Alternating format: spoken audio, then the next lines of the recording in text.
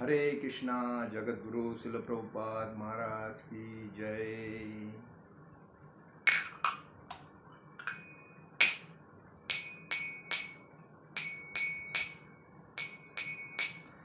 जय राधा माधव कुंज विहारी।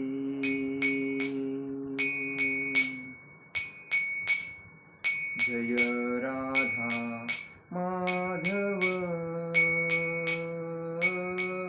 कुंज विहारी।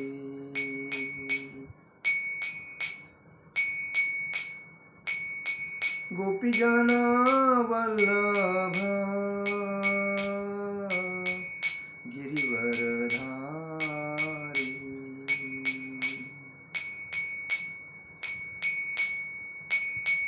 गोपीजन वल्लभ गिरिवरधारी।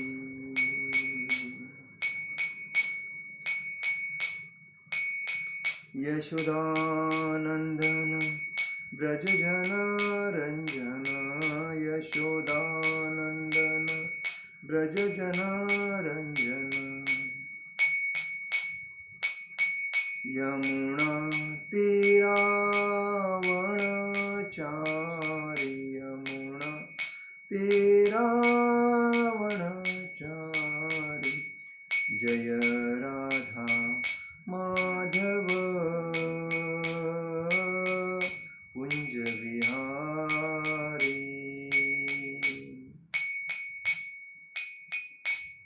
जय राधा माधव कुंज विहारी।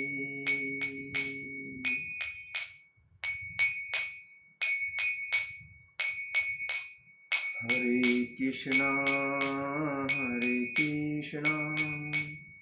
कृष्णा कृष्णा हरे हरे। हरे राम राम राम हरे हरे। हरे कृष्णा कृष्णा कृष्णा हरे हरे। हरे राम राम राम हरे हरे। हरे कृष्णा कृष्णा कृष्णा हरे हरे। हरे राम राम राम हरे हरे। जय ओम विष्णुपाद परमहंस परिव्राजकाचार्य अष्टोत्तर अभय चरणारविंद भक्ति वेदांत स्वामी शिल प्रभुपाद महाराज की जय। जय ओम विष्णुपाद परमहंस परिव्राजकाचार्य अष्टोत्तर शतशिष्य शिल भक्ति सिद्धांत सरस्वती ठाकुर शिल प्रभुपाद महाराज की जय। अनंत कोटि वैष्णव वृंद की जय। नामाचार्य शिल हरिदास ठाकुर की जय। प्रेम से कहो श्री कृष्ण चैतन्य प्रभु नित्यानंद श्री अद्वैत गदाधर शिवासादि गौर भक्तवृंद की। श्री श्री राधा कृष्ण गोपीनाथ श्याम कुंड राधा कुंड गिरि गोवर्धन की जय। मथुरा वृंदावन धाम की जय। मायापुर नवदीप धाम की जय। द्वारका धाम की जय। जगन्नाथपुरी धाम की जय। अयोध्या धाम की जय। बद्रीनाथ धाम की जय। केदारनाथ धाम की जय। रामेश्वरम धाम की जय। गंगा माई की जय। यमुना माई की जय। तुलसी महारानी की जय। भक्ति देवी की जय। हरे नाम संकीर्तन की जय। समवेद भक्त वृंद की जय। समवेद भक्त वृंद की जय। समवेद भक्त वृंद की जय। श्री गुरु गौरांग की जय। निताय गौर प्रेमानंदे हरि हरि बोल। ओम अज्ञानतिमिरान्धस्य ज्ञानाञ्जनशलाकयाम् चक्षुरुमिलितेन तस्मै श्रीगुरुवे नमः। श्रीचैतन्यमनोभीष्टं स्थापितं येन भूतले स्वयं रूप गदामह्यं ददाति स्वपदान्तिकं वन्देऽहं श्रीगुरु श्रीयुपदकमलं श्रीगुरुवैष्णवांच श्रीरूपं साग्रजातं सहगण रघुनाथां तं सजीवं साद्वैतं सावधूतं परिजनसहितं कृष्णचैतन्यदेव श्रीराधाकृष्णपादान् सहगण ललिता श्रीविशाखान्वितांच हे कृष्ण करुणा सिंधु दीनबंधु जगत्पते गोपेश गोपिका कांत राधा कांत नमोस्तुते तप्त कांचन गौरांगी राधे वृंदावनेश्वरी विशुभानुसुते देवी प्रणमामि हरिप्रिये वाञ्छाकल्पतरुभ्यश्च कृपा सिंधु भवच पतितानां पावनेभ्यो वैष्णवेभ्यो नमो नमः। नमो ब्राह्मण देवाय गो ब्राह्मण हिताय च जगद्हिताय कृष्णाय गोविंदाय नमो नमः। ओम नमो भगवते वासुदेवाय ओम नमो भगवते वासुदेवाय ओम नमो भगवते वासुदेवाय। श्री श्री गौरताय श्री श्री कृष्ण प्रणाम श्री श्री ललिता विशाखा राधा श्याम सुंदर श्री श्री जगन्नाथ सुभद्रा बलदेव जी भगवान की जय। आप सभी का आज के लेक्चर में हार्दिक स्वागत है। आपसे निवेदन है कि हमारे जो ये लेक्चर आते हैं आपके पास, तो उनको सब्सक्राइब करके लोगों को शेयर करने की कृपा कीजिए, जो कि आपके जीवन में और अनेक लोगों के जीवन में भी आनंद और उत्साह और सुख शांति का दरिया जरूर प्रकट हो जाए। शुरुआत करते हैं। आज का हम लोग प्रवचन करेंगे श्रीमद् भागवतम के तीसरे स्कंद पे 23वें अध्याय में 13वें श्लोक पे चर्चा करेंगे, जो कि भगवान पृथ्वी जब जल सागर में डूब गई थी और पशु पक्षी प्राणी झाड़ पौधे को रहने का जो स्थान था वो पृथ्वी थी, और उसी की ब्रह्मा जी हर ऋषि मुनियों को बनाते चले गए। लेकिन जब मनुष्य प्राणी का जब रहने का स्थान पृथ्वी है उसकी खोज करने लगे, तो वो जल सागर में डूब गई थी, और उसको निकालना कैसा है उसी के बारे में ब्रह्मा जी सोचने लगे। उसके बाद क्या हुआ उसके ऊपर आज की हमारी चर्चा है। शुरुआत करते हैं।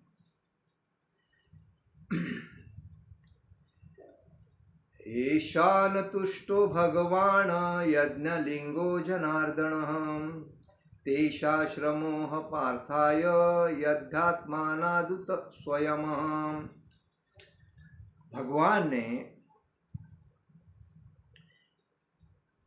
येषाम ज्यांच्यापासून न म्हणजे कधीही नाही तुष्ट संतुष्ट भगवान पुरुषोत्तम पूर्ण पुरुषोत्तम भगवान श्रीकृष्ण, यज्ञलिंग यज्ञाचे रूप जनार्दन भगवान श्रीकृष्ण किंवा विष्णु तत्व, तेषाम म्हणजे त्यांचे श्रम ही म्हणजे निश्चती, अपार्थाय निष्फळ, यत म्हणजे कारण, आत्मा परमात्मा न म्हणजे नाही, अद्भुत आदरणीय, स्वयं म्हणजे स्वतः। अनुमान शिल प्रभुपाद जी लिखते हैं। शिल प्रभुपाद जी की जय। पुरुषोत्तम भगवान श्री जनार्दन श्री कृष्ण हे सर्व यज्ञाचे फळ स्वीकारणारी मूर्ती आहे। जर त्यांना संतुष्ट करण्यात आले नाही तर मनुष्याने प्रगतीसाठी केलेले सर्व श्रम निष्फळच आहेत। तेच परम आत्मा आहेत, आणि म्हणून जो कोणी त्याला संतुष्ट करीत नाही तो निश्चितच स्वतःच्या लाभाकडे दुर्लक्ष करतो। बघा, म्हणून असं सांगितलेलं आहे की प्रत्येकाने आपल्या घरी यज्ञ करणं महत्त्वाचं आहे। यज्ञ केल्यामुळे आपल्या घरामध्ये सुख शांती समृद्धता नांदते, आणि दरिद्रता आणि आलस्य आणि तमोगुण वृत्ती नाहीसे होते। आणि ह्याचं मुख्य कारण काय, तर आपण यज्ञ केल्यामुळे भगवान विष्णूंना, भगवान श्रीकृष्णांना, भगवान नारायणांना प्रसन्न करतो आणि घरचं वातावरण, म्हणून वर्षाला एकदा तरी आपण घरामध्ये यज्ञ करणं महत्त्वाचं आहे। तात्पर्यामध्ये शिल प्रभुपाद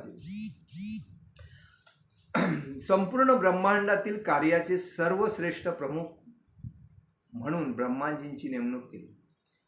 या सृष्टिवर चिट्ठी से लेके ब्रह्माजी तक अगर कोई प्रथम प्राणी है तो वो है ब्रह्मा जी, जो भगवान के नाभि कमल से उत्पन्न हुए, प्रकट हुए। तो वही प्रथम मनुष्य प्राणी हैं ब्रह्मा जी, और उन्हीं को ही भगवान ने सॉरी मराठी आहे पण मी हिंदी पण बोलतोय कारण दोघांना पण समजता आलं पाहिजे। काही लोक माझी हिंदी व्हिडिओ बघतात, काही मराठी बघतात, म्हणून मी दोन्ही भाषामध्ये बोलतो। तर ब्रह्माजी ही सृष्टीची निर्मिती करत होते, म्हणजे उत्पत्ती करण्यासाठी। तर त्यावेळेस ब्रह्मदेवांची नेमणूक मुख्य म्हणून करण्यात आली आणि पुढे ते मनु व इतरांची भौतिक अभिव्यक्तीचे कार्यकारी अधिकारी म्हणून नियुक्ती करतात। अखिल अस्तित्व परमपुरुष भगवंतांना संतुष्ट करण्यासाठीच हे सर्व केलं जात आहे। भगवंतांना कसे संतुष्ट करावे हे ब्रह्मदेवांना माहीत आहे। त्यांच्या कृती योजनांच्या परंपरेत कार्यरत असणाऱ्या व्यक्तींनाही भगवंतांना कसे संतुष्ट करावे हे माहीत आहे। भगवंत भक्तिमय सेवेच्या प्रक्रियेने संतुष्ट होतात। नवविधा जी भक्ती आहे त्या नवविधा भक्तीच्या माध्यमातून भगवान संतुष्ट होतात, म्हणून इथे सांगितलेलं आहे। भगवंत भक्तिमय सेवेच्या प्रक्रियेने संतुष्ट होतात। प्रक्रियेमध्ये श्रवण, कीर्तन, स्मरण, अर्चन, वंदन, पादसेवन, आत्मनिर्मळ ही नवविधा जी भक्ती आहे, ह्या नवविधा भक्तीच्या माध्यमातूनच आपल्याला भगवंत प्रसन्न होतात। तर श्रवण, कीर्तन, स्मरण ही नवविधा भक्तीचा समावेश असतो। निर्धारित भक्ती मार्गाचे आचरण हे मनुष्याच्या स्वतःच्या हितार्थच आहे, आणि जेव्हा तो नवविधा भक्ती करतो जीवनामध्ये तेव्हा त्याचं हित होणारच, कारण भगवंताचा त्याला आशीर्वाद असतो।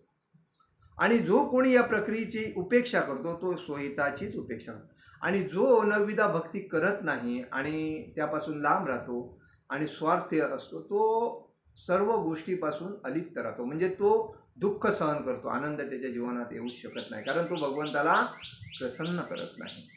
म्हणून इथे लिहिलेलं आहे की जो नवविधा भक्तीमध्ये तल्लीन असतो त्याचं हित होतं, आणि जो प्रक्रियेची उपेक्षा करतो त्याचं हित होत नाही। प्रत्येकाला स्वतःच्या इंद्रियाची तृप्ती करायची असते, परंतु इंद्रियापेक्षा प्रत्येकाच्या जीवनामध्ये प्रत्येकामध्ये इंद्रिय आहे, आणि इंद्रियाला तृप्ती करण्यासाठी प्रत्येक जण दिवस रात्र मेहनत करत असतो, बरोबर आहे। डोळे बघतात, मेंदूला सांगतात, मेंदू आपल्या इंद्रियांना ॲक्टिव्ह करतो, आणि ॲक्टिव्ह केल्याच्यानंतर प्रत्येक इंद्रिय त्या गोष्टीची लालसा करतो।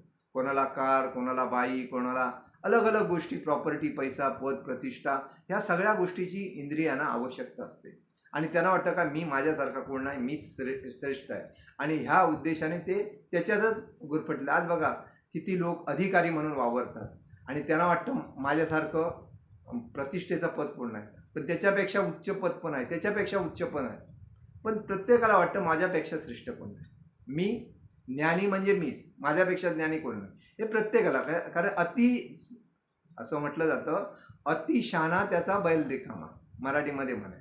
ते अतिशहाणे जे लोक आहेत त्यांच्यामध्ये ही भावना जास्तीत जास्त असते, आणि म्हणून ते दिवस रात्र, जशी शेपटीला आग लागल्याच्या नंतर हनुमान लंका जाळतो, तसे हे स्वतःच्या जीवनामध्ये उन्नती करण्यासाठी दिवस रात्र मेहनत करत असतात, पण संतुष्टी अजिबात नसते।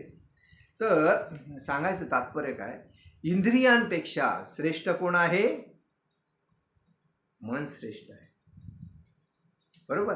मन हे इंद्रियांना ॲक्टिव्ह करतं। मनापेक्षा श्रेष्ठ कोण आहे, मनाला ॲक्टिव्ह कोण, मनाला कंट्रोल करतो, बुद्धी, बरोबर। म्हणजे बुद्धी, इंद्रिय मनाला सांगतात, मन बुद्धीला सांगतो, आणि बुद्धीपेक्षा श्रेष्ठ कोण आहे, आत्मा। आणि आत्मा ज्यावेळेस निर्णय देतो ते मन कधी कधी मानत नाही, तो व्यक्ती भटकतो. आणि जेव्हा आत्मा निर्णय देतो आणि जेव्हा ते मन मानतं तेव्हा तो व्यक्ती सरळ मार्गाने चालतो. म्हणून इंद्रियापेक्षा श्रेष्ठ मन आहे, मनापेक्षा श्रेष्ठ बुद्धी आहे आणि बुद्धीपेक्षा श्रेष्ठ आत्मा आहे आणि आत्मापेक्षा श्रेष्ठ परमात्मा आहे. परमात्मा हा परमात्मापेक्षा परम श्रेष्ठ भगवान श्रीकृष्ण आहे. परमात्मापेक्षा म्हणजे इंद्रियापेक्षा श्रेष्ठ मन आहे, मनापेक्षा श्रेष्ठ बुद्धी आहे, बरोबर, बुद्धीपेक्षा श्रेष्ठ आत्मा आहे आणि आत्मापेक्षा श्रेष्ठ परमात्मा आहे आणि परमात्मापेक्षा श्रेष्ठ भगवान विष्णू मतलब भगवान श्रीकृष्ण आहे. आणि म्हणूनच परमात्म्यापेक्षाही परम पुरुष भगवान विष्णू तत्व म्हणजे भगवान श्री श्रेष्ठ आहे. आद्यपुरुष आणि सर्व कारणांचेही कारण म्हणून भगवान श्रीकृष्णच आहेत. आणि परिपूर्ण सेवेची संपूर्ण प्रक्रिया म्हणजे जनार्दन भगवान श्रीकृष्ण. आणि म्हणून आपण बोलतो राम श्रेष्ठ की कृष्ण श्रेष्ठ, आपण बोलतो ना, तर कृष्ण श्रेष्ठ. कृष्ण भगवान ने भगवत गीता करोडो वर्षापूर्वी सूर्यदेवाला सांगितलं. सूर्यदेवाने इक्ष्वाकुने म्हणून सांगितलं ही भगवत गीता. आणि त्यानंतर ती लुप्त झाल्याच्या नंतर 5,500 वर्षापूर्वी परत भगवान तीच भगवत गीता कुरुक्षेत्र में अर्जुनला सांगतायत. म्हणजे राम श्रेष्ठ की भगवान कृष्ण श्रेष्ठ, तर कृष्ण श्रेष्ठ. म्हणून विष्णूची 1000 नावं घेतल्याच्या नंतर रामाची एक नाव होतं. विष्णूची 1000 नावं घेतल्याच्या नंतर रामाचं एक नाव होतं, राम भगवानचं एक नाव होतं. आणि विष्णू भगवानची 1000 नावं घेतल्याच्या नंतर राम भगवानचं एक नाव होतं. आणि राम भगवानची 3 नावं घेतल्याच्या नंतर भगवान श्रीकृष्णांचं एक नाव होतं. सर्वात श्रेष्ठ कोण? भगवान श्रीकृष्ण. आणि म्हणून पूर्ण पुरुषोत्तम भगवान श्रीकृष्ण हे सर्वस्व आहेत. आणि म्हणून त्यांना संपूर्ण परिपूर्ण सेवेची संपूर्ण प्रक्रिया म्हणजे जनार्दन हे भगवान श्रीकृष्णांचंच नाव म्हणून ओळखल्या जाणाऱ्या भगवान श्रीकृष्णांच्या दिव्य इंद्रियांच्या संतुष्टीप्रित्यर्थ कार्य करणं महत्त्वाचं. म्हणून प्रत्येकाला सांगितलं जातं हरे कृष्ण कृष्ण कृष्ण हरे हरे, हरे राम राम राम हरे हरे. इसका मंत्र बोलो, यही मंत्र बोलो, हाच मंत्र बोलत राहा आणि जीवनाला आनंदमय जीवन जगा. पण लोक भगवंताला बाजूला ठेवून देवतांना मानून नको त्याला देव वगैरे मानतात आणि त्यांच्या पूजेपाठेला लागतात आणि स्वतःच्या आयुष्यामध्ये अडीअडचणी तयार करतात. मराठीमध्ये अशी एक म्हण आहे, एका देवा केशवा. एकच भगवान एक है. कौन? पूर्ण पुरुषोत्तम भगवान श्री कृष्ण. उनको समर्पित हो जाओ, उनकी भक्ति करो. पूर्ण सर्व धर्मान परित्यज्य मामेकम शरणम व्रज. पूर्ण सभी धर्मों का त्याग करो और भगवान श्री कृष्ण के शरण में आओ, उनको समर्पित हो जाओ. बाद में देखो आपका रक्षण भी वो करेंगे, पाप से मुक्त भी करेंगे और आपके जीवन को आनंदमय भी वही करेंगे, क्योंकि वो सब आपकी जवाबदारी ले रहे. लेकिन हमारा विश्वास नहीं, हमको झट मगनी पट ब्याह, ऐसी जो मन है वैसा. हमको भक्ति करने के बाद तुरंत फल देना चाहिए. जैसा कि भोले बाबा जी, शिवजी महाराज, शिवजी भगवान, ये पानी डालने के बाद, बेल डालने के बाद या फल देने के बाद तुरंत प्रसन्न हो जाते हैं और अपने भक्तों को कुछ फायदा देते हैं. और वो तुरंत गुस्सा भी तो होते हैं. जैसे प्रसन्न होते वैसे गुस्से भी होते हैं. जैसा भगवान श्री कृष्ण का ऐसा स्वभाव नहीं. भगवान श्री कृष्ण भक्त की परीक्षा लेते हैं. भक्त कितना मतलब टिक सकता है वो परीक्षा लेते हैं. उसके बाद उसकी परीक्षा लेने के बाद उसको आहिस्ता आहिस्ता उसके ऊपर कृपा करते हैं. और कृपा करने के बाद उसकी कृपा तो लाइफ टाइम हो जाती है, उसमें कोई चेंजेस नहीं. लेकिन शिव जी की कृपा होती है और बदलती भी है. और लोगों को होती और बदलती वही में, मतलब शुल्लक आनंद में जो फायदा लोग ले रहे हैं, उसी के वजह से आज शिव जी के भक्त ज़्यादा है और कृष्ण के भक्त कम है। तो भगवान कृष्ण के भक्त बनो, और भगवान शिव जी भी भगवान श्री कृष्ण के ही तो भक्त है।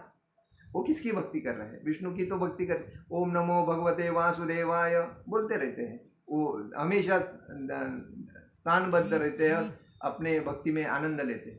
तो हमारा भी जन्म सिद्ध हक है, हम भी भगवान श्री कृष्ण का मंत्र जप करके हमारे जीवन को सुख समृद्धि से आनंद से जीने के लिए प्रवृत्त हो जाए। उसके बाद मनु महाराज बोलते हैं, आदेश हम भगवतो वर्तयामि वसुधना स्थान स्विहानुजानाहि प्रजानाम मस प्रभो। मतलब श्री मनु महाराज म्हणाले, सर्व शक्तिशाली प्रभो पापनाशक, मी तुमच्या आदेशाचे पालन करेन, कृपया मला आता माझे स्थान तसेच माझ्यापासून जन्मलेल्या प्रजेचे स्थान सांगावे। म्हणे कोण म्हणाले? मनु महाराज। मनु महाराजांना कोणी उत्पन्न केलं? भगवान ब्रह्मदेवाने उत्पन्न केलं। कशासाठी केलं? तर सृष्टीची निर्मिती, सृष्टीची उत्पत्ती वाढण्यासाठी म्हणून, आणि त्यामुळे त्याने सांगितलं। तर सृष्टीची निर्मिती होण्यासाठी काय लागणार? पृथ्वी तर लागणार। तर पृथ्वी कुठे आहे? त्याच्यासाठी यदोक सर्वभूतानां महिमग्ना महांभवी, यदोक सर्वभूतानां महिमग्ना महांभसी अस्था उद्धरणे यज्ञो देवदेवा विधीयताम। तेव्हा हे देवादिदेव विशाल पाण्यामध्ये बुडालेल्या पृथ्वीस वर काढण्यासाठी कृपया प्रयत्न करा। जलप्रवाहामुळे पृथ्वी पाण्यामध्ये डुबलेली आहे, अथांग सागरामध्ये, तिला बाहेर काढणार कोण? तर त्याच्यासाठी प्रयत्न करा, कारण ती सर्व प्राणीमात्रांचे निवासस्थान आहे। तिला वर काढणे हे तुमच्या प्रयत्नाने व भक्त कृपेने शक्य आहे। ते मनु महाराज सांगतात की पृथ्वीला जर बाहेर काढलं तरच उत्पत्ती होऊ शकते, आणि त्याच्यासाठी ते कोणाला शक्य आहे? ते तुम्हाला शक्य आहे, ते तुम्हीच करू शकता। तर सुजतो मे क्षितिवांभी प्लाव्यमाना रसांगताम अथात्र किमनुष्ठेय ममस्माभिः सर्ग योजिते यस्ताह हृदयादासं सह ईशो विदधातु मे। ब्रह्मदेवाने विचार केला, मी जेव्हा सृष्टी निर्मितीच्या प्रक्रियेमध्ये गुंतलेलो होतो तेव्हा पृथ्वी पुराने जलमय होऊन समुद्राच्या तळाशी खाली गेली, आणि निर्मितीच्या कार्यात मग्न असल्यामुळे माझा त्याकडे लक्ष नाही, आणि आम्ही कार्य करू शकलो, मग्न असल्यामुळे कार्य करू शकलो, आणि या परिस्थितीत सर्व शक्तिमान भगवंताचे मार्गदर्शन करणे प्राप्त आहे। म्हणजे मी जेव्हा सृष्टी निर्मितीच्या प्रक्रियेमध्ये गुंतल्यामुळे पुरामध्ये पृथ्वी जलमय झाली, आणि माझा तिथे दुर्लक्ष झाल्यामुळे मी बाकीचं करू शकलो, परंतु पृथ्वीला, तर ते पृथ्वीला वर काढण्यासाठी मला भगवान विष्णूंचं मार्गदर्शन घेणं महत्त्वाचं आहे। इत्याभिध्याय तो नासा विवरात्म हसानघम वराहतो को निरगाद दुष्ट परिमानस मानकम।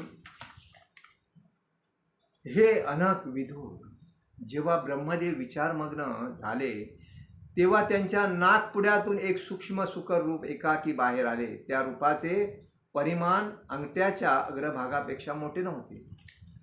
जेव्हा ब्रह्माजी विचारमग्न करून भगवंताचं ध्यान करायला लागले तेव्हा त्यांच्या नाकपुड्यातून, आपण जेव्हा शिंकतो तेव्हा नाकातून एक द्रव पदार्थ बाहेर पडतो, बरोबर आहे, आणि त्याला आपण घाण म्हणतो, आणि ते आपण टाकतो। तसाच द्रव पदार्थ ब्रह्मदेवांच्या नाकातून बाहेर पडला शिंकताना, आणि त्या शिंकलेल्या नाकातून बाहेर पडलेला जो नाकपड्यातून एक सूक्ष्म सुकर म्हणून रूप, सूक्ष्म सुकर रूप बाहेर पडलं, आणि त्या रूपाचे परिणाम, ते पहिलं सूक्ष्म होतं, नंतर ते थोडंसं वाढलं आणि अंगठ्यासारखं झालं, अंगठ्यासारखं. आणि अंगठ्यासारखं होता होता ते हळूहळू हळूहळू मोठं झालं.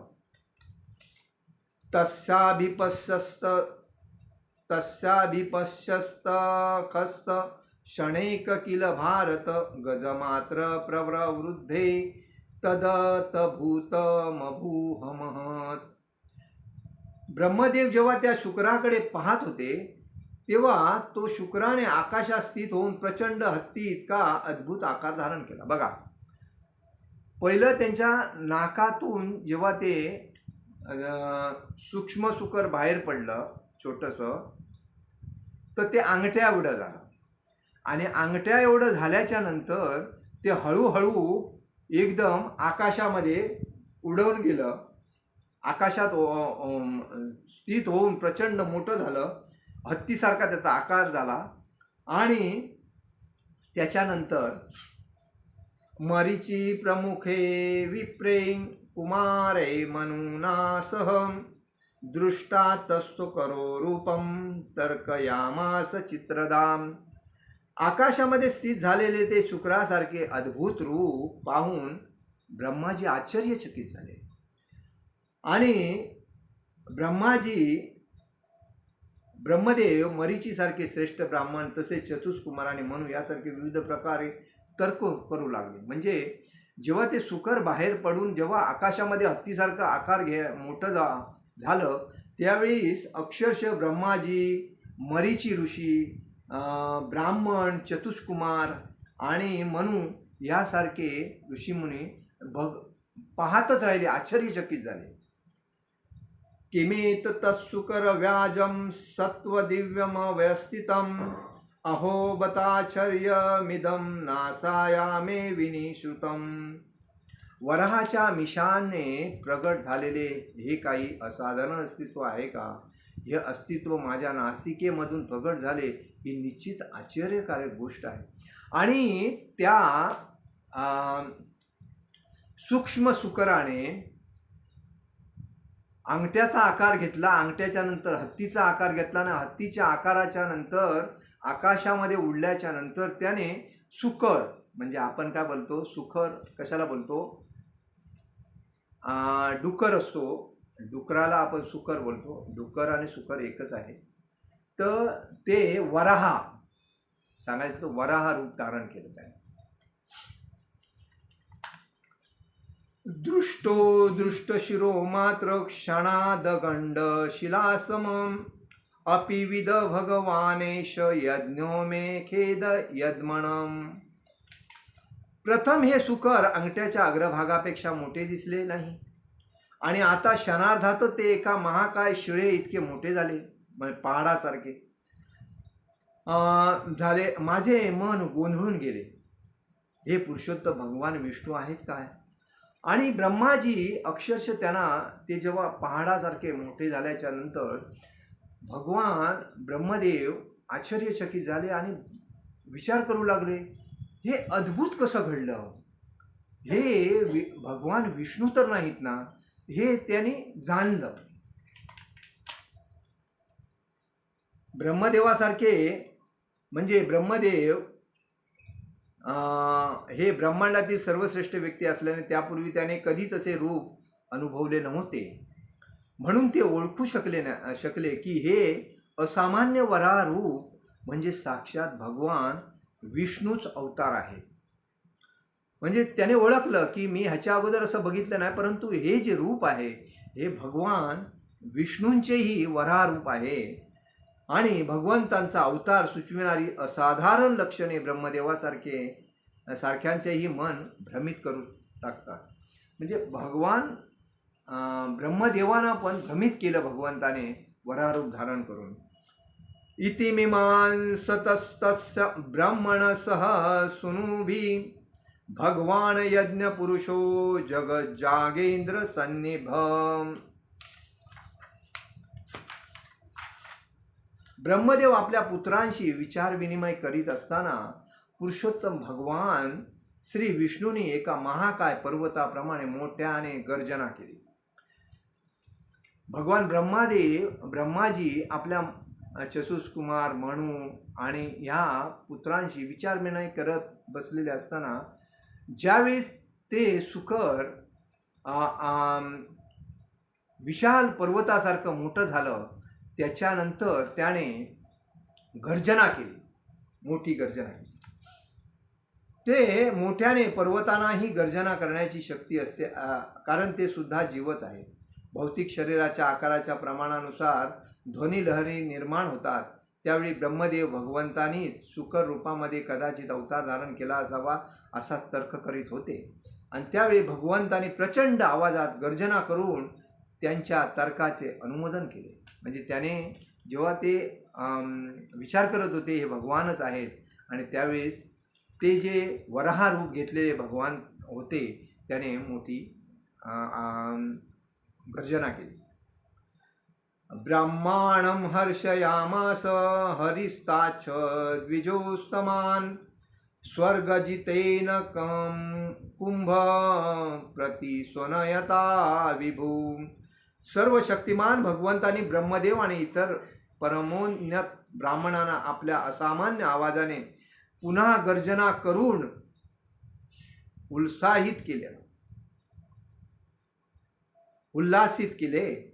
त्यांची ती गर्जना सर्व दिशामधून प्रतिध्वनित झाली. उल्हासित म्हणजे आनंदित केले. त्यांना भगवंतांना जाणणारे ब्रह्मदेव आणि इतर परमोन्नत ब्राह्मण भगवंताच्या अनेक अवतारांपैकी कोणत्याही अवतारातील भगवंताच्या आगमनाने चैतन्यपूर्ण होतात. भगवान विष्णूंचा अद्भुत आणि पर्वताप्रमाणे महाकाय वराह अवतार पाहून त्यांच्या मनामध्ये कोणत्याच प्रकारचे भय निर्माण झाले नाही. वास्तविकपणे भगवंतांची ती गर्जना प्रचंड मोठी आणि सर्व दिशांमधून प्रतिध्वनित होऊन सर्वांमध्ये भय निर्माण करणारी होती. ती गर्जना म्हणजे त्यांच्या परम सत्तेस आव्हान देणाऱ्या सर्व दैत्यांना जणू काही एक उघड आव्हान होतं. म्हणजे जे राक्षस होते त्यांचा नाश करणारी ती गर्जना होती. आणि त्यामुळे त्याने मोठी गर्जना करून ते वराह रूप धारण करून ते पृथ्वीचा शोध करण्यासाठी निघाले. निशम्यते घर्घरितं स्वखेद सहिष्णु मायमय सुकरस्य जनस्तपसत्यनिवासिनसिनते त्रिभी पवित्रे मुनयो गुणनस्मं. जनलोक, तपलोक आणि सत्यलोकामधील निवासी ऋषीमुनीने ज्यावेळी भगवान वराहदेवाने केलेली तुमुल ध्वनी ऐकला, जो परम कृपाळू भगवंतांचा परम पवित्र आवाज होता, त्यावेळी ते 3 वेदातील मंगलमय मंत्राने त्यांची स्तुती करू लागले. बघा, ह्याच्यामध्ये 3 लोक आहेत. जनलोक, जनता, तपोलोक, तपस्वी राहतात, सत्यलोक, हे 3 आहेत. जनलोक, तपलोक आणि सत्यलोक. हे तिन्ही लोकांमधील लोकांनी जेव्हा त्यांची गर्जना ऐकली तेव्हा ते अतिशय आनंदित झाले आणि त्याने मंगलमय वेदांच्या मंत्राने त्यांची स्तुती केली. मायामय तात्पर्यामध्ये श्रील प्रभुपाद, मायामय शब्द अत्यंत महत्त्वपूर्ण. माया म्हणजे कृपा, विशिष्ट ज्ञान आणि भ्रम देखील होय. माया मतलब आपण एखाद्याला आशीर्वाद देतो, ती माया म्हणजे कृपा, विशिष्ट ज्ञान. भगवान वराहदेव हे सर्व काही आहेत. ते परम कृपाळू, सर्व ज्ञानी आणि भ्रम देखील आहेत. त्याने वराह अवतारामध्ये केलेल्या ध्वनी गर्जनेला जनलोक, तपलोक आणि सत्यलोकामधील ऋषींनीही वैदिक मंत्रांचे उच्चारण करून प्रतिसाद दिला. सर्वोच्च बुद्धिमान आणि सर्वात पुण्यवान जीव त्या ग्रहलोकामध्ये वास करतात. आणि जेव्हा त्याने वराहदेवांचा असाधारण आवाज ऐकला तेव्हा ते समजू शकले की तो विशिष्ट ध्वनी एकमेव भगवंतानीच ध्वनित केला आहे, इतर कोणी नव्हे. यास्त वैदिक मंत्राद्वारे भगवंतांची प्रार्थना करून त्यांना प्रतिसाद दिला. पृथ्वी संकटात पडली होती, परंतु भगवंताची गर्जना ऐकून उच्चतर लोकांमध्ये सर्व विनाशाना अत्यानंद झाला. कारण त्यांना माहीत झाले की पृथ्वीचा उद्धार करण्यासाठी प्रत्यक्ष भगवंतच प्रगट झालेले आहेत. यासाठी ब्रह्मदेव आणि भृगूसारखे इतर महर्षी ब्रह्मदेवांचे पुत्र व सर्व ब्राह्मण अत्युत्साहित झाले आणि ते सर्व योजनाबद्ध रीतीने एकत्रितपणे वैदिक मंत्रांच्या अलौकिक ध्वनीने भगवंतांची स्तुती करू लागले.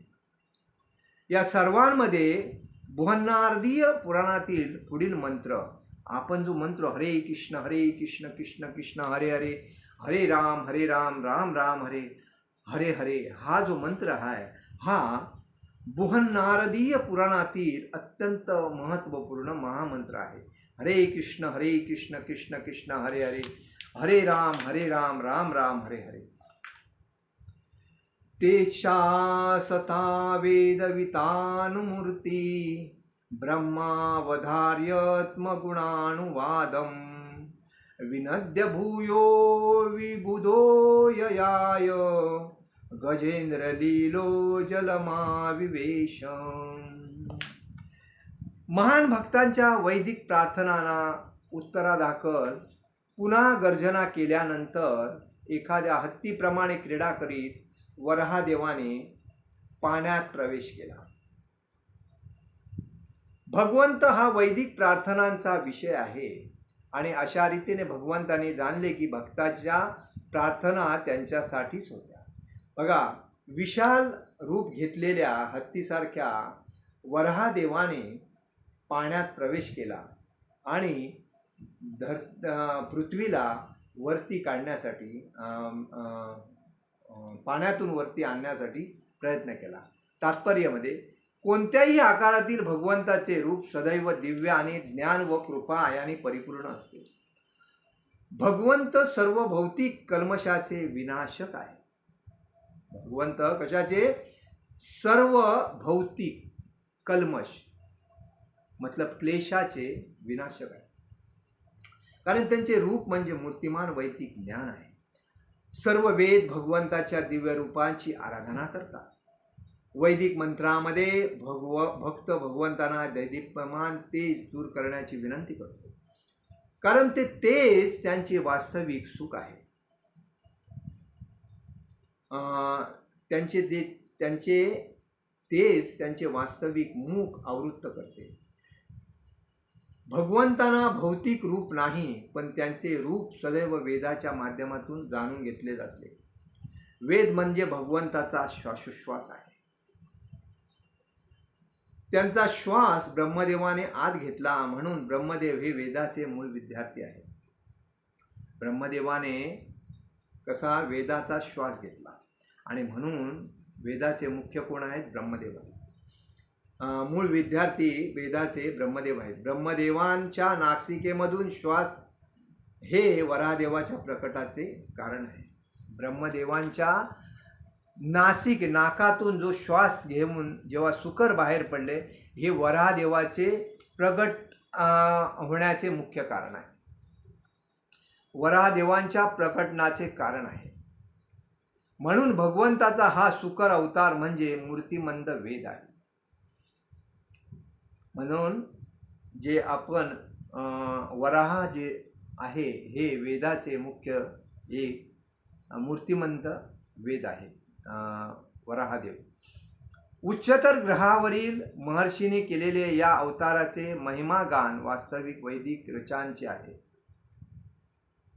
जेव्हा जेव्हा भगवंताचे गुणगान केले जाते तेव्हा तेव्हा वैदिक मंत्रांचे अचूक रीतीने पठण होत असते.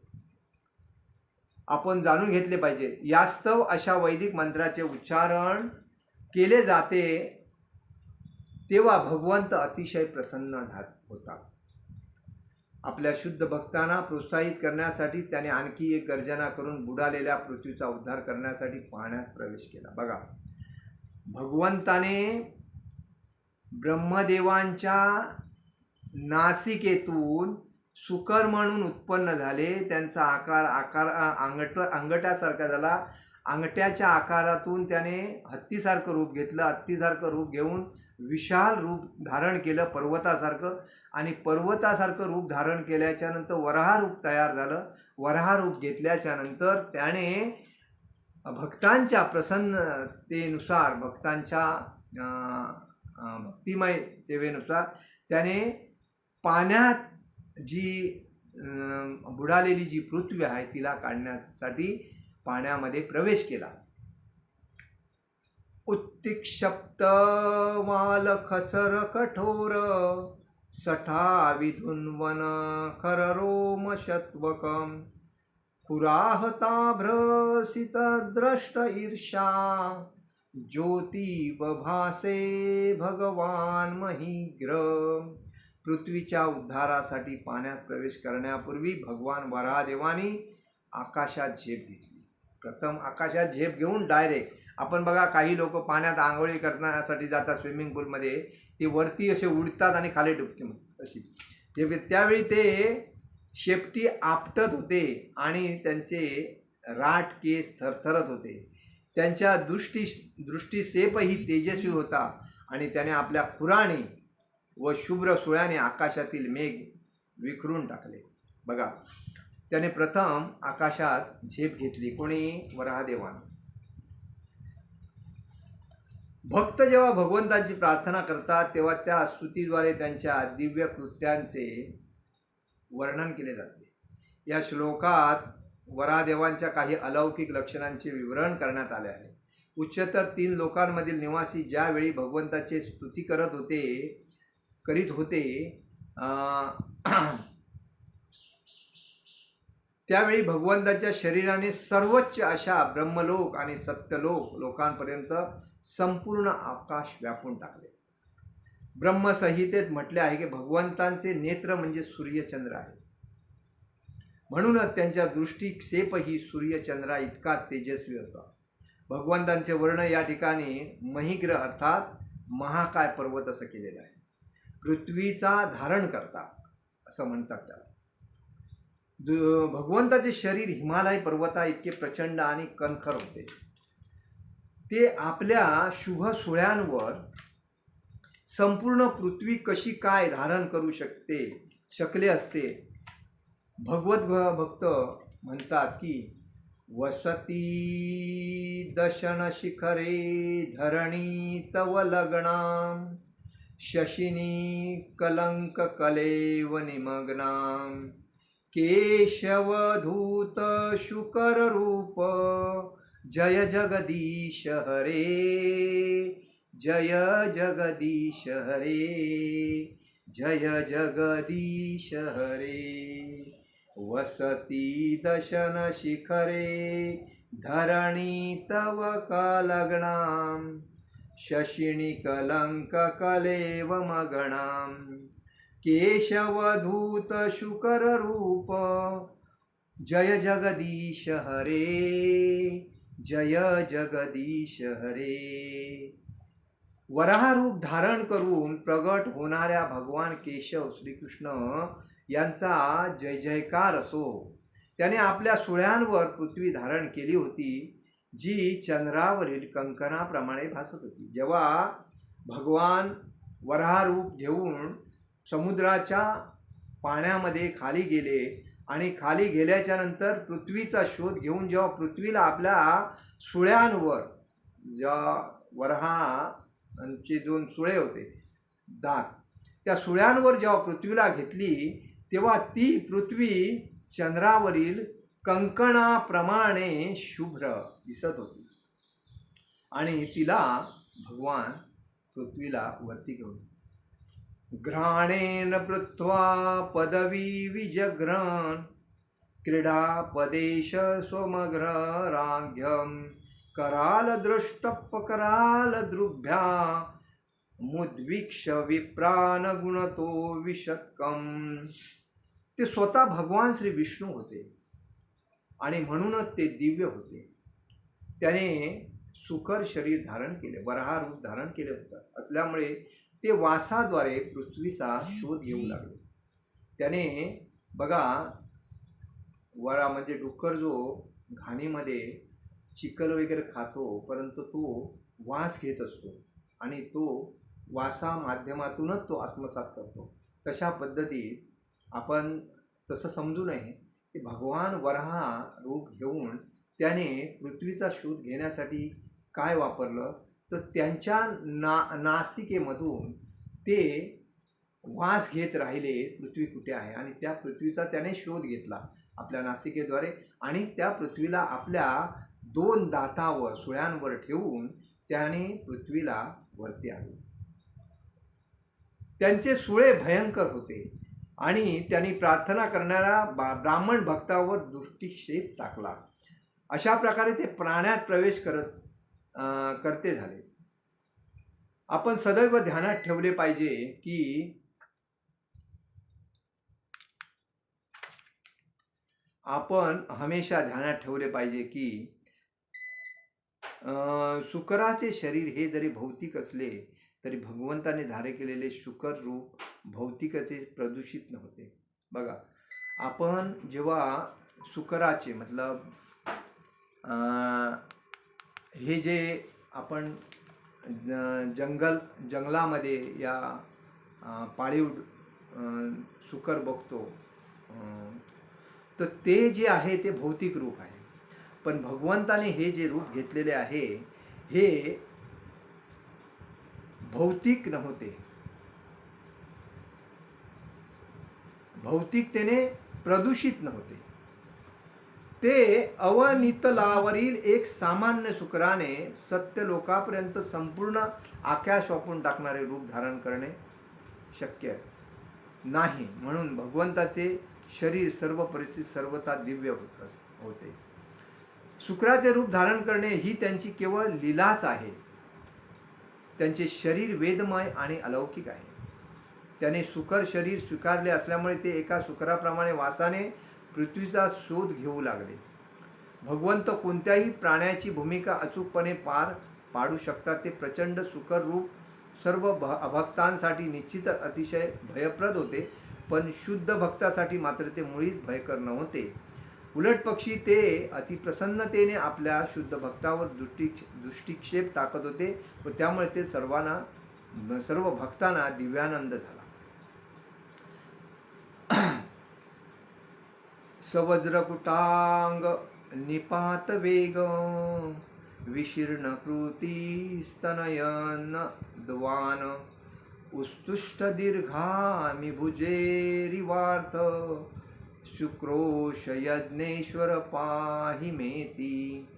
प्रचंड पर्वताप्रमाणे पाण्यात उडी मारून भगवान वराहदेवाने महाकाय सागरामध्यात दुभंगला आणि त्यावेळी महासागरामध्ये 2 उंच लाटा निर्माण झाल्या, ज्या महासागराच्या बाहूप्रमाणे भासत होत्या. 2 विभाग झाले, 2 त्यांचे हात झाल्यासारखे वाटू लागले. ज्या महासागराच्या बाहूप्रमाणे भासत होत्या त्या मोठ्याने आक्रोश करीत जणू काही भगवंताने प्रार्थनाच करीत होत्या. हे यज्ञेश्वर कृपा, माझे 2 तुकडे करू नका, माझे रक्षण करा. म्हणजे समुद्रामध्ये जेव्हा महासागरामध्ये वराहदेवाने वराह रूप धारण करून भगवंताने जेव्हा कुदी मारली तेव्हा त्याचे 2 भाग झाले.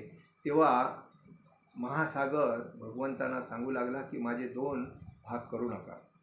दिव्य वराहदेवांच्या पर्वतप्राय शरीराने उडी मारल्यामुळे सागरही व्यथित झाला आणि जणू काही अटळ मृत्यू जवळ आल्याप्रमाणे तो भयभीत झाला. म्हणजे सागरामध्ये जेव्हा पृथ्वीला काढण्यासाठी जेव्हा वराहरूप घेऊन भगवान आतमध्ये गेले तेव्हा अक्षरशः महासागरही भयभीत झाला भगवंताच्या रूपाला. खुरैशुर प्रदरयस्तंदाप उत्पारपारं त्रिपरौरुरसायां ददर्शगात् तत्र सुरंग्रे या जीवधानी स्वयंबद्धस्तम. भगवान वरदेवाने धारधार बाणाप्रमाणे असलेल्या आपल्या खुराने पाणी भेदून टाकले आणि जरी महासागर अनंत होता तरी त्यांचा अंत शोधून काढला. सर्व प्राणी मात्रांचे आश्रयस्थान अशी पृथ्वी त्याने सृष्टीच्या प्रारंभी होती तशीच पडलेली पाहिली आणि त्याने ती स्वतः उचलून वर काढली. बघा, रसायाम या शब्दात काही वेळा रसातल अर्थात सर्वात खालचा ग्रहलोक असा घेतला. पृथ्वी कुठे गेली होती? रसातळामध्ये गेली होती. म्हणजे रसातळ म्हणजे एकदम खालचा भाग, खाली.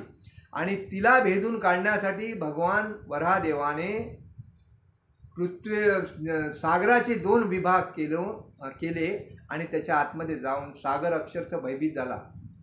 आणि त्यानंतर जेव्हा रसातळामध्ये गेलेली पृथ्वीला आपल्या दातावर पुराणवर घेऊन पृथ्वीला वर घेऊन आले. पण तल, अतल, तलातल, वितल, रसातळ, पाताळ इत्यादी ग्रहलोकातील पृथ्वी 7 पट क्षेत्र दर्जाची आहे. म्हणून पृथ्वी रसातळात जाऊ शकत नाही. विष्णू धर्मामध्ये म्हटले आहे. तल बघा किती 7 पट कसे आहेत ते. तल, अतल, तलातल, वितल, रसातल आणि पाताळ. म्हणजे पृथ्वी रसातळात जाऊ शकत नाही. म्हणून विष्णू धर्मामध्ये म्हटले आहे पातालमुलेश्वर भोग सहस्तो विनस्त पादो पृथ्वीच बिरिभ्रताम यस्तोपमानो न बभू सोचुतो ममास्तु मांगल्य विद्युत्तये हरी. म्हणून भगवंतांना ब्रह्मदेवांच्या दिवसाच्या अंती होणाऱ्या प्रलय समयी ग्रहलोक जेथे विसावतात त्या गर्भोदक सागराच्या तळाशी पृथ्वी आढळली. पृथ्वी कुठे आढळली? गर्भोदकशाही विष्णूच्या तिथे म्हणतात तळाला, गर्भोदक सागराच्या तळाशी पृथ्वी होती. स्वधष्ट योध्यमही निमग्नाम स उत्थिस्तथा सरुरुचे रसायाम तत्रापि दत्त गदया पतंत्य सुनाभसंती पित तीव्र म्हणून. भगवान वरदेवाने अगदी सहजपणे पृथ्वी आपल्या सुळ्यावर घेऊन तिला पाण्याबाहेर काढली. त्यावेळी त्याची शोभा अत्यंत भव्य आणि दिव्य झाली होती. नंतर त्यांचा क्रोध सुदर्शन चक्राप्रमाणे प्रदीप्त झाला आणि त्यांच्याशी युद्ध करण्याचा प्रयत्न करणाऱ्या दैत्यांचा हिरण्याक्षू त्याने तत्काळ वध केला. ह्या पृथ्वीला कोणी लपून ठेवलं होतं? हिरण्याक्षू. हिरण्यकश्यपूचा भाऊ हिरण्याक्ष हे 2 असुर होते आणि या दोन्ही असुराने हिरण्याक्ष ह्याने आपला देवतांवर वर्चस्व व्हावं ह्यासाठी पृथ्वीला रसातळामध्ये लपून ठेवलं होतं. आणि ज्यावेळी भगवान वराहदेवाने पृथ्वीला आपल्या सुळ्यांवर घेऊन पाण्यातून वरती आणली त्यावेळेस त्याने हिरण्याक्ष ह्यांचा वध केला. श्रील जीव गोस्वामी मते वैदिक साहित्याने प्रलयामध्ये वराहावताराचे वर्णन करतात.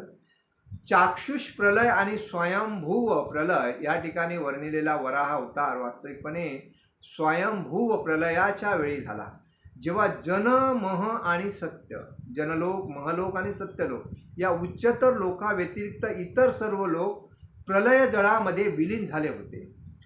आणि हा विशिष्ट अवतार उपरोक्त लोकांमधील निवाशांनी पाहिला होता. श्री विश्वनाथ चक्रवर्ती ठाकूर सुचवितात की महर्षी मैत्रेयाने भिन्नप्रलयामधील दोन्ही वराहावतारांचे एकत्रीकरण केले. विद्वानांनी केलेल्या कथनात त्या दोहांचे संक्षिप्त वर्णन आहे. जघानरुद्धान महस विक्रम सलिलयेन भूमगरादिवांभसी तद्रक्त पक्का किततंग तुंडो यथा गजेंद्रो जगती विभीतन. त्यानंतर सिंहाने हत्ती मारावा त्याप्रमाणे भगवान वराहदेवाने दैत्यांचा पाण्यातच वध केला. आणि दैत्यांच्या रक्तामुळे भगवंताचे गाल आणि जिहा रक्ताने माखली गेली. जशी लाल भूमी खोदल्यामुळे हत्ती देखील लाल होतो. तर हे हिरण्याक्ष जे होते आणि जे इतर राक्षस होते त्यांचा भगवंताने तिथेच वध केला. तमालनीलं सितदन्तकोट्यां श्यामुत्तक्षिपतं गजलीययाङ्गं प्रज्ञाय बद्धा जलयोनुवाकै विरीचिमुख्या उपतस्तु दिशम. नंतर भगवंताने एखाद्या हत्तीप्रमाणे क्रीडा करीत आपल्या शुभ्र सुळ्यांच्या वक्राधार कडेवर पृथ्वी धारण केली. तमाल वृक्षाप्रमाणे ते नीलवर्णाचे युक्त होते. अशा प्रकारे ब्रह्मदेव प्रमुखादी ऋषीने त्यांना परमपुरुष भगवान म्हणून जाणले व त्यांना सादर प्रणाम केला. आणि अशा प्रकारे भगवान